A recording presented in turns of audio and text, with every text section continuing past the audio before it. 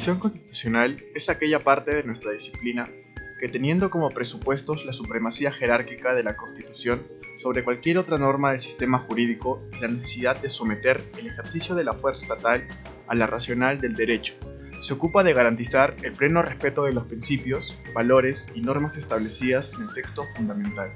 Dentro de la Constitución es donde se ejerce la actividad del control constitucional. Por ende, viabiliza la utilización del conjunto de procesos que permiten asegurar la plena vigencia y respeto del orden constitucional, al cual se encuentra sometido toda la normatividad que emane de los poderes constituidos y conducta funcional de sus apoderados políticos. Los antecedentes. La trascendencia de la jurisdicción constitucional en el Perú es de carácter positivo, pero sin duda su avance ha sido lenta. Si partimos desde la Constitución de 1933, no se han encontrado rasgos en dicha carta sobre los problemas de la inconstitucionalidad y por ende un control que constituya inaptibilidad de cualquier norma que contravenga la Constitución. Cabe indicar entonces que en esa Constitución no se menciona sobre los procesos destinados a cuestionar la inconstitucionalidad o legalidad de las normas jurídicas, pero sí hacía mención a la protección de la libertad individual. Según nos dice que el artículo 69 de dicha Constitución, todos los derechos individuales y sociales reconocidos por la Constitución dan lugar a la acción de habeas corpus. El primer indicio del control constitucional lo encontramos en el artículo 22 del título preliminar del Código Civil de 1936, que prescribe cuando hay incompatibilidad, conoce una disposición constitucional y una legal. Se refiere a la primera.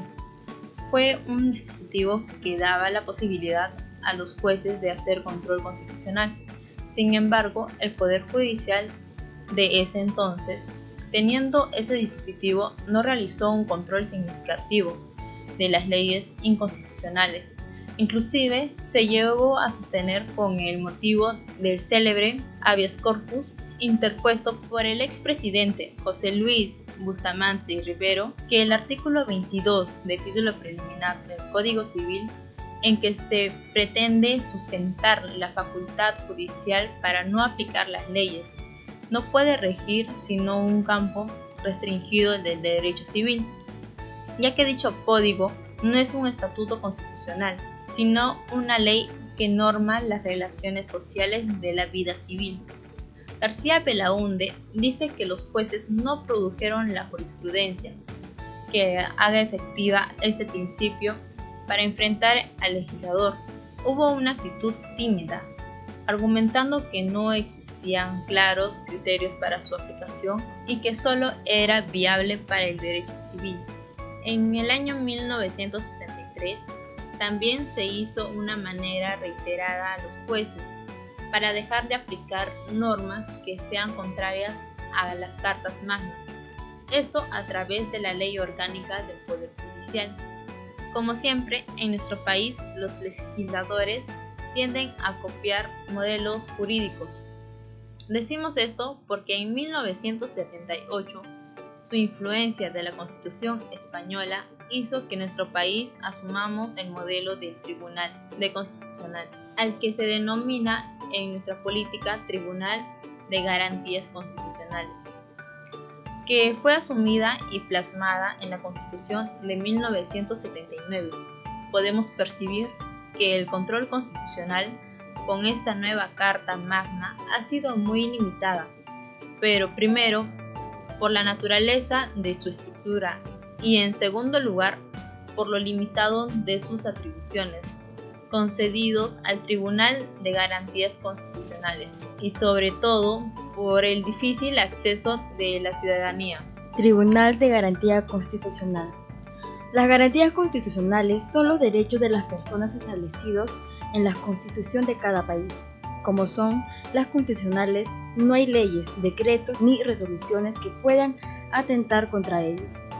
En nuestro país, la defensa y respeto a las garantías constitucionales a lo largo de nuestra vida democrática ha sido materia de discusiones de niveles doctrinarios, políticos y sociológicos. ¿Y cuáles son? Son los siguientes. la acción de habeas corpus, la acción de amparo, la acción de inconstitucionalidad, la acción popular y la acción de cumplimiento. Expliquemos. La acción de habeas corpus garantiza la libertad de la persona con el fin de evitar los arrestos, detenciones y otro tipo de abuso contra ella. La acción de amparo tutela los derechos constitucionales del ciudadano y que reconoce y falta un tribunal constitucional o Corte Suprema, cumpliendo una doble función de protección al ciudadano en sus garantías fundamentales y a la propia Constitución al garantizar la inviolabilidad de sus preceptos. Acción de habeas data. La tiene cualquier persona que figure en un registro o banco de datos en la cual se le permita acceder a toda la información que exista sobre su persona. Puede solicitar la corrección de esa información si se le causara algún perjuicio. La acción de inconstitucionalidad procede contra las normas que tienen rango la ley, decretos legislativos, decretos de urgencia, tratados. Se aplicará si algunas de estas normas no cumplen con la Constitución o cuando no hayan sido publicadas, promulgadas en forma correcta, que indica la ley. Acción popular tiene como finalidad impedir las transgresiones, desviaciones y excesos del poder con arreglo al principio de limitación de poderes. Se preocupa más por las normas de rango menor ante la ley, pero verificando siempre el debido funcionamiento ante la Constitución.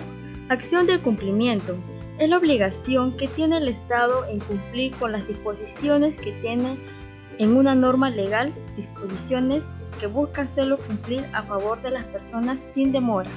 Desde niños nos enseñan que la Constitución política tiene supremacía sobre las demás leyes y en ella se garantizan nuestros derechos fundamentales. En Perú, cuando alguno de esos derechos es vulnerado, podemos presentar ante el Poder Judicial varios tipos de procesos. Proceso de habeas corpus cuando algo o alguien atenta contra la libertad personal. Proceso de habeas data que nos garantiza acceder a información pública, conocer, actualizar, incluir y suprimir o rectificar la información referida a la persona que se encuentre almacenada o registrada en archivos, bancos de datos o registros de entidades públicas o de instituciones privadas que brinden servicio o acceso a terceros. Proceso de amparo cuando un hecho u omisión atenta contra cualquier otro derecho constitucional no protegido por el habeas corpus o el habeas data. Proceso de cumplimiento que nos permite reclamar que alguna autoridad o funcionario acate las normas legales o ejecute los actos administrativos que le corresponden. Si consideramos que el Poder Judicial en segunda instancia deniega la petición en cualquiera de estos procesos, podemos presentar un recurso de agravio constitucional. Esta vez, quien lo resuelve es el Tribunal Constitucional, que fallará en última y definitiva instancia. Los magistrados del Tribunal Constitucional también se encargan de resolver demandas en caso que una norma con rango de ley no se ajuste a la Constitución. En este caso, se puede presentar una demanda de inconstitucionalidad. Además, existe el proceso competencial que permite al Tribunal Constitucional conocer de los conflictos que se susciten sobre las competencias o atribuciones asignadas directamente por la Constitución o las leyes orgánicas que delimiten los ámbitos propios de los poderes del Estado, los órganos constitucionales, los gobiernos regionales o municipales. El Tribunal Constitucional es un organismo constitucional e independiente del Estado peruano. Tiene una sede oficial e histórica ubicada en la ciudad de Arequipa y una sede operativa nacional ubicada en la ciudad de Lima. El Tribunal Constitucional es el órgano supremo de interpretación y control de constitucionalidad. Es autónomo e independiente, porque en el ejercicio de sus atribuciones no depende de ningún órgano constitucional. Se encuentra sometido solo a la Constitución y a su ley orgánica, ley número 28301. El Tribunal Constitucional es un órgano de la interpretación y el control de constitucionalidad. Es autónomo y independiente de los demás constitucionales. Se encuentra sometido solo a la Constitución y a su ley orgánica. Competencias. Corresponde al Tribunal Constitucional conocer en instancia única la acción de inconstitucionalidad, conocer en última y definitiva instancia las resoluciones denegatorias de habeas corpus, amparo, habeas data y cumplimiento, conocer los conflictos de competencia o de atribuciones asignadas por la Constitución conforme a la ley, resolver las quejas por denegatoria de recurso del agravio constitucional, El tribunal puede dictar reglamentos para su propio funcionamiento, así como sobre el régimen de trabajo de su personal y servidores dentro del ámbito autorizado por su presidente. Se publican en el Diario Oficial El Peruano. El tribunal está integrado por 7 miembros que ostentan el Tribunal de Magistrados y el Tribunal Constitucional. Son designados en el Congreso de la República mediante resolución legislativa, con el voto de 2/3 del número legal de sus miembros. Designación. De acuerdo con el artículo 201 de la Constitución Política, los miembros del Tribunal Constitucional son elegidos por el Congreso de la República con el voto favorable de 2/3 del número legal de sus miembros.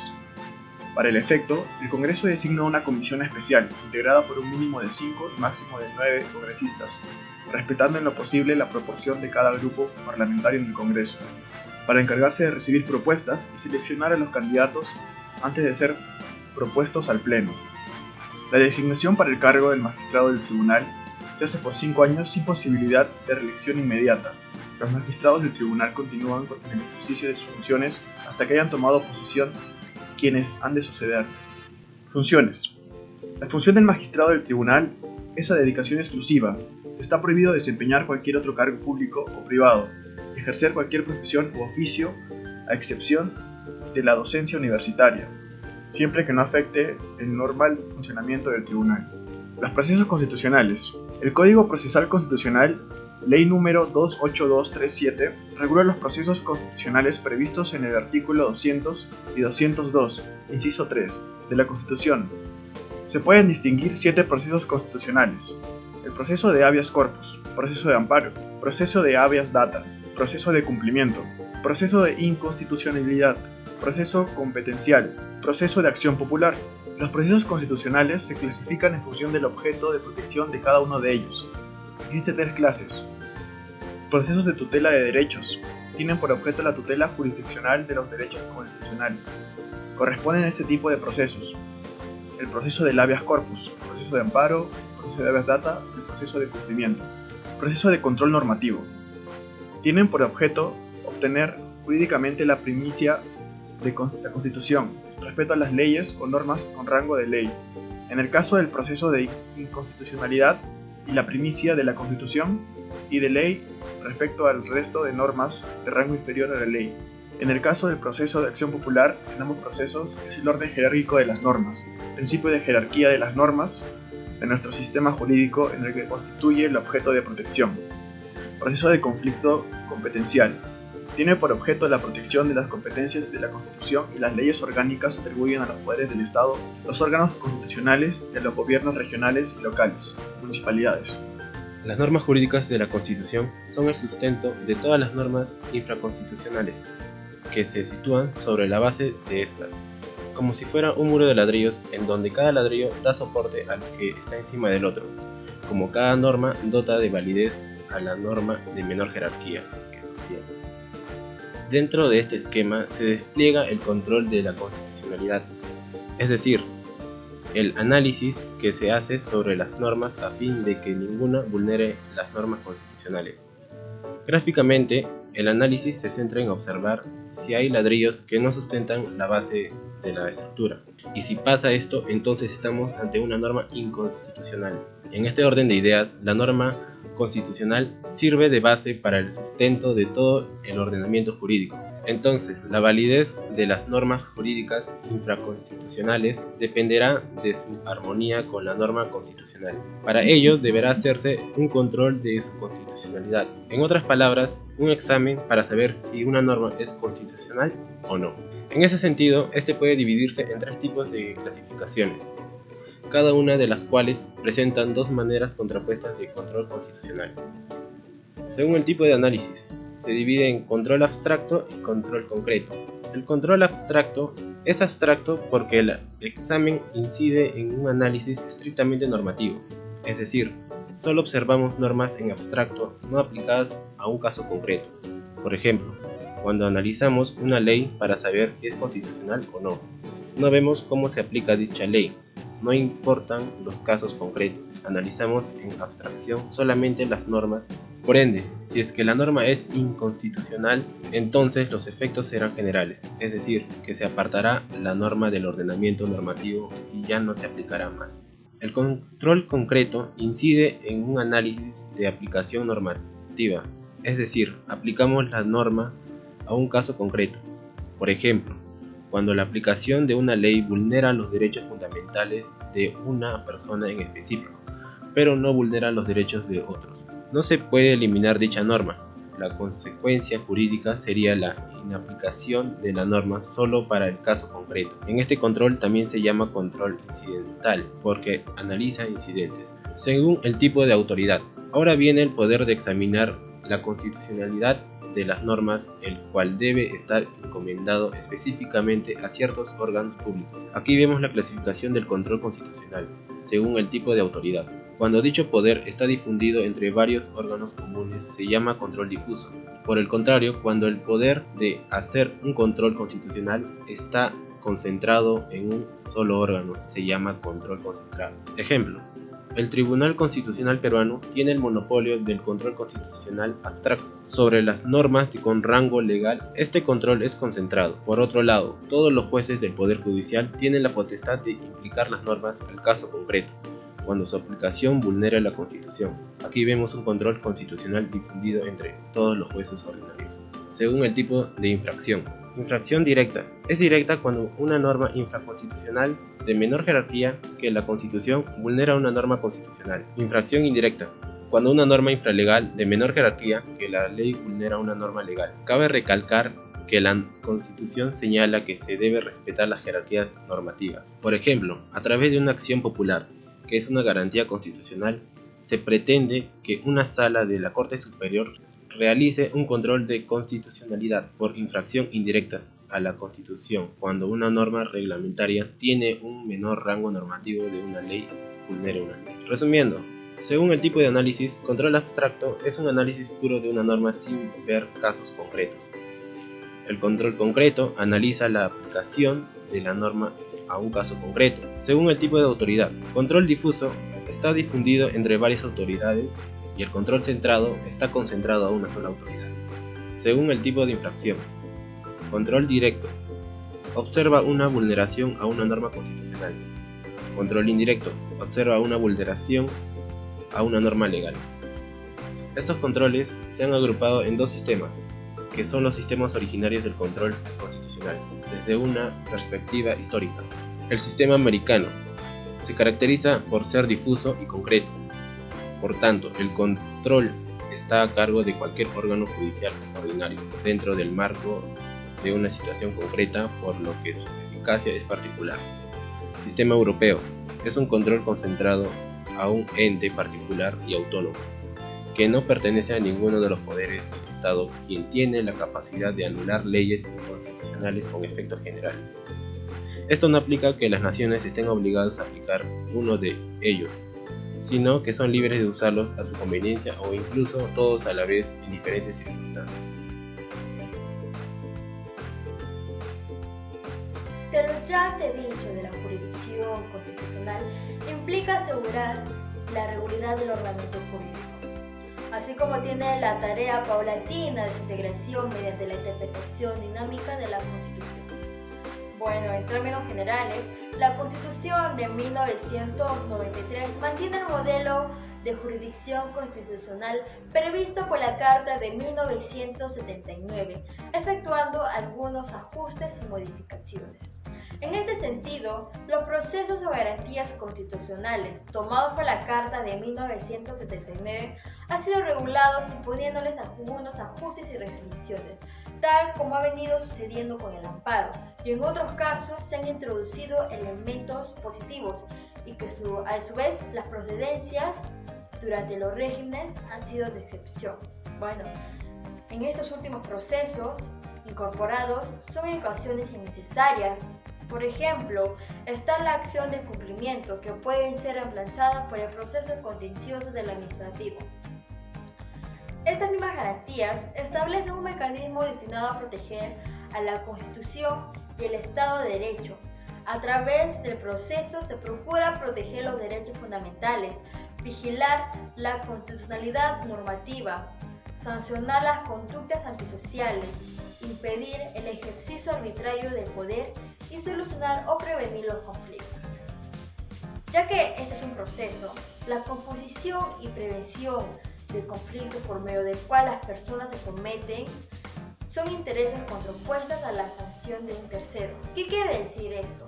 Que sea un órgano o no, es necesario que el proceso no sea una mera sucesión de actos formales sin ninguna razonabilidad, sino un auténtico instrumento al servicio del ser humano, ya que puede alcanzar la paz social y la justicia.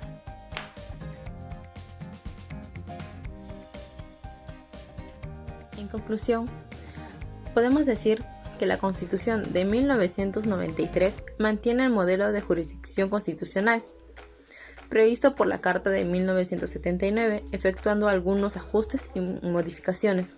En este sentido, los progresos o garantías constitucionales, tomando de la Carta de 1979, han sido regulados imponiéndoles algunas restricciones, tal como ha sucedido con el amparo. Actualmente en el Perú nos organizamos bajo un Estado democrático y social de derecho. Ello significa que la ley, como norma vinculante y de su obligatorio cumplimiento para todos, ha cedido su antigua posición jerárquica en la Constitución, la cual deja de ser una mera carta declarativa para convertirse en la principal fuente de protección de nuestros derechos, derivado por la voluntad del Poder Constituyente, conformado por el pueblo y también organización del Estado establecido. Su estructura política y las atribuciones y obligaciones de los distintos poderes e instituciones del Estado.